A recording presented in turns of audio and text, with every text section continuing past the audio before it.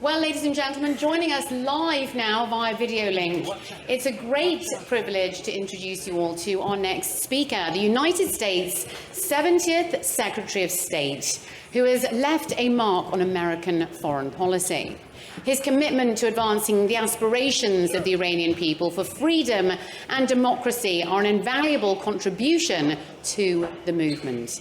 So now please give a very warm welcome to the United States 70th Secretary of State, Mr. Mike Pompeo.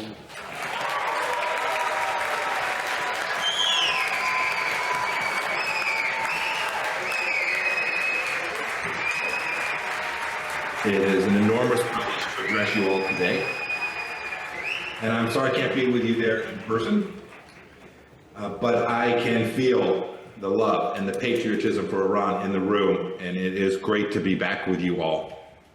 With so many great leaders, too. I see Prime Minister Harper, Vice President Pence, I see Senator Lieberman, and of course, it's wonderful to again have to be virtually only with you, Madam Rajavi. You have done work, and your leadership of the National Council of Resistance of Iran is laying the groundwork for a free, sovereign, and democratic republic in Iran. Bless you for all that you have done for the people of Iran. I also want to take just a minute to acknowledge the bravery and sacrifice of so many Iranians. I've come to know some of them who have made their way out of the country, that have watched these protesters protest the regime's brutality since September of last year. For 10 months now, their outcry has been heard around the world. And they should know, you should know, the people of Iran who are listening to this today inside of the country know that you continue to be heard all around the world. You remain an inspiration. You remain an inspiration for all of us. Look, we're all here today because we believe in the same cause. We believe in the same cause that these protesters are fighting for.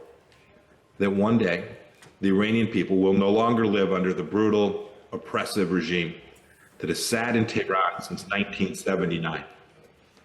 We all know this regime. It's a regime that crushes its people and makes a mockery of the noble history of this great nation. It's a regime that is undoubtedly a force for evil all across the world. We see it. I lived it when I was America's Secretary of State. We've seen this evil, especially over these past months. So many Iranian protesters murdered for exercising their most fundamental rights, and many, many more imprisoned because of the simple acts of faith and patriotism they have demonstrated. We've all watched two female Iranian journalists who stood trial before Iran's revolutionary court. I hesitate to even use the word court. Their families were barred from attending, their lawyers were barred from presenting a defense. And their only crime, these two women's only crime, was that they told the truth and honestly reported on the death of Masha Amini last September. Sadly, stories like these are now common in today's Iran, and they'll only continue to multiply the longer that this regime is given the resources it needs to remain strong. As far back as 2010, I spoke of the Iranian people and their history. That's now almost 15 years ago. I spoke of the Iranian people's kindness, the Iranian people's respect for knowledge and reason and human life. Iranians want to prosper in their faith and their culture, and they simply want to allow their families and their nation to thrive. I must say, as I watch these protesters, as I see the people in the streets of Paris today, as I see all of you in this room, I have enormous hope.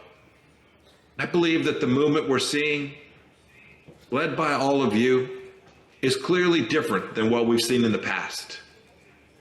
These uprisings have been led by women and spearheaded by Iranian youth. They're not calling for reform, they're calling for freedom, something that is deeply consistent with Iranian history. Now, you all know this. You all know. You'll watch the tweets today from the regime. The Ayatollah's regime will try to discredit the protesters and you. Claim that the movement is being directed by foreign agitators. I guess that would be me. Or the protesters are advocating for the return of the Shah's dictatorship. But this isn't from outside in.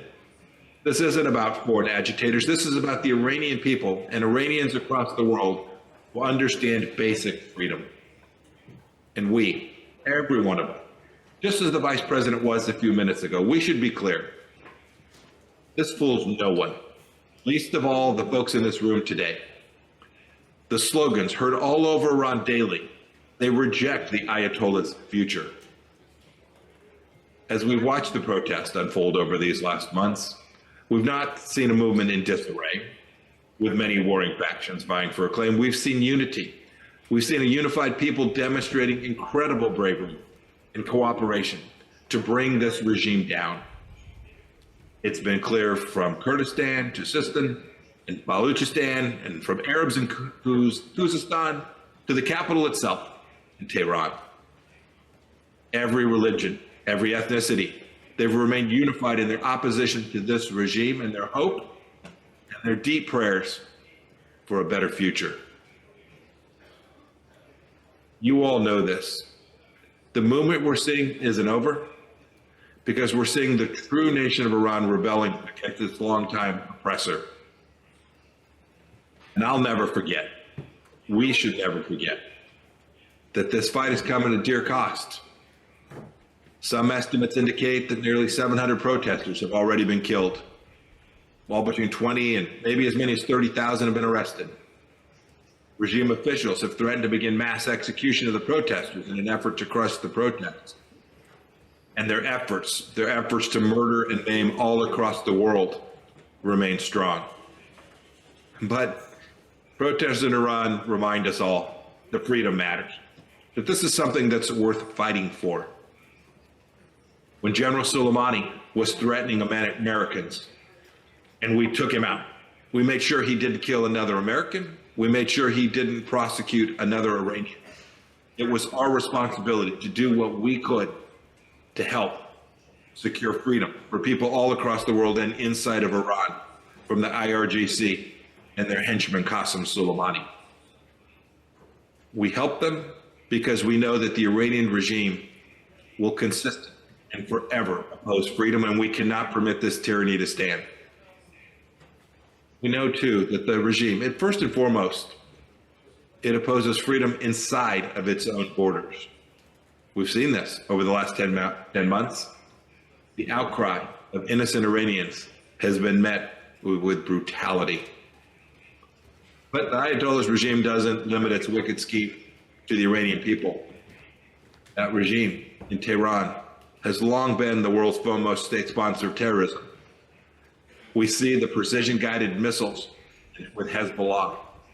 We see it send drones across the world that the terrorist group uses to target innocent Israelis and other people that oppose the theocratic, kleptocratic vision of the Ayatollah and President Raisi, the butcher of Tehran.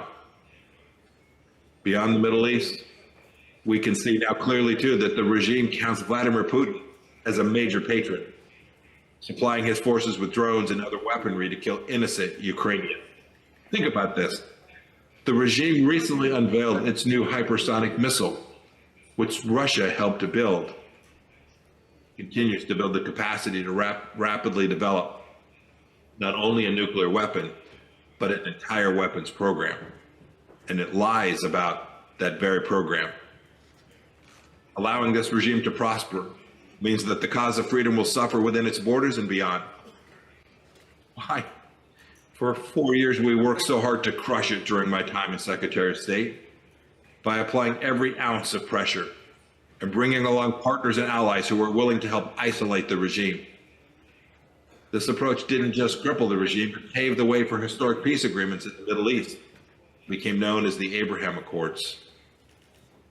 For the first time, we put the regime at its weakest point in 40 years. Iranians from every corner of the nation could see the regime's epic incompetence that had brought ruin to their homeland. Food, gas, other basic staples had become unaffordable, not because of American sanctions, but because of the regime's action and its kleptocracy. The nation's ability to respond to natural disasters like floods and earthquakes demonstrate the incompetence the arrogance, and the evil of the regime. It handled the COVID pandemic in a way that harmed the Iranian people as well. Look, all of this makes clear that Iran's not working. The people know it, reminding the whole world that there remains a passion for freedom within the country. I'm saddened that their message now seems to be falling on deaf ears. Certainly in the United States, it's being ignored in the very places most important for it to be heard. I'm sure you've all read that in recent weeks, governments in Europe, as well as the Biden administration in the United States, have been pushing again, like a zombie, to strike a deal with the Iranian regime. I had the privilege to travel to Ashraf III in Albania last year and hear the chilling personal stories of resistance. We saw it recently raided. To much applause in some pockets in the West and many salons, was raided by the Albanian government. We should be clear, every one of us. This sort of action only happens when our leaders are more interested in appeasing the Iranian regime and cutting a deal than in standing with the Iranian people. And that any such deal, formal, informal, or otherwise, would be a calamity for the Iranian people and for the world. Sanctions relief, releasing $7 billion from the Republic of Korea, giving it to the Iranian regime, as President Biden and Rob Malley are abandoning the Iranian people and enriching their oppressors. We cannot permit this to happen because the regime is committed to crushing its own people and spreading terror and mayhem abroad. The Biden administration's blind desire to appease and negotiate has made the world a more dangerous place. This is an utter betrayal of the Iranian people, and cutting a deal would grant the regime legitimacy. We should note it would also enrich it with an influx of cash and resources and authority. And we know this for sure. This wealth would not go to food and medicine and security for the Iranian people, but it would be used for evil. Does anyone in this room really believe that the despots in Tehran will use it to help the Iranian people? Of course not. It's laughable. We know that any deal will only further enable the regime to brutally oppress its people. But that's not all. What resources the regime does not use to inflict pain and suffering on its own people will be used to attack free people all around the world. In Israel, in Ukraine, in Europe, in the United Kingdom, and indeed inside of the United States. Many of you here today are from Europe. Ask your leaders this question. Is it possible to claim that you support Ukraine while you lift sanctions on the regime that builds weaponry for Putin's army? Ask them how you can oppose Putin's invasion while you make it easier for Iran to send more weapons to Russia to murder Ukrainian children. No, if we believe in the cause of freedom, if we think it still matters from Ukraine to Iran, then we cannot condone the lifting of sanctions on the Iranian regime. Period. Full stop. We must instead call on our leaders to support the brave Iranians who stand in opposition to their despotic government. They're not the product of foreign meddling, these protests. They're not some outside agitator. They are the fact that we know that the regime is lying and the Iranian people are speaking truth against the regime. They're the result of 40 years of organized opposition. Now I pray that this will be the time for America and all nations who value freedom to truly support them. This failed U.S. policy that we're seeing today shows a lack of support for these women in Iran who are risking their own lives. It remains the case that we cannot shower the Ayatollah with money and economic benefit in the prayer and the hope that it won't be used to inflict terror and oppression. Instead, human rights, counterterrorism must continue to be at the center of our Iran policy. If we want to keep Iran from obtaining a nuclear weapon, we have to apply pressure until the regime changes. And that the foremost way, we know this, the foremost way to accomplish this is to support those inside of Iran in actively working to seek a government that loves them and honors them and treats them well. Look, I'm hopeful. The world's learned a lot about the theocracy in the last 10 months. We've seen that its continued existence will make the world a far more unstable and dangerous place. The regime's brutality has been on display for the world to see, and there could be no path forward other than supporting the Iranian people. We can't negotiate with men like Raisi. His crimes against humanity back in 1988 and the crimes he is now committing every day make him unsuited to even have a conversation with decent human beings.